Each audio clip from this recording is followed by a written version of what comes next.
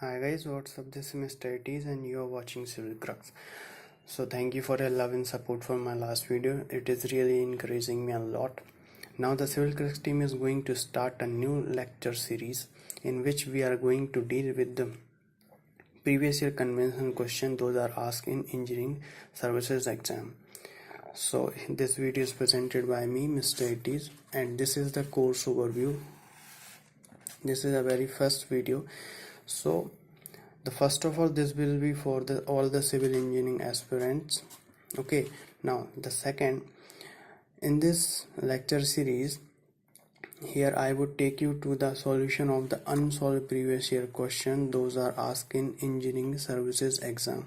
Okay, now and we will deal with the last previous 23 year question paper, and here I will take each and every subject from the paper 1 and paper 2. As you might know the scheme and the syllabus of the engineering services exam. If you don't, then I will make a separate video for that. Now the first subject which is I'm going to take here, that is the highway engineering. So we will begin with this and we will complete all the previous year question from the highway engineering, and then we will take another subject. Now the most important thing is that those videos are will be make from my handwritten notes, so that will be give you the real touch and that how to write in the exam. Okay, so the next thing is that I will try to cover the question those are asked in 1 year in a single video, so that will give you the much time.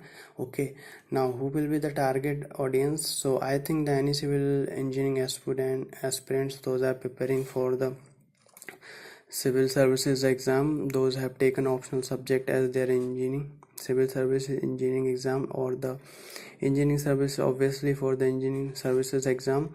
And the third one is the state engineering service exam. For gate exam also this might be helpful, because the the nature of the gate questions are the most similar to the convention question.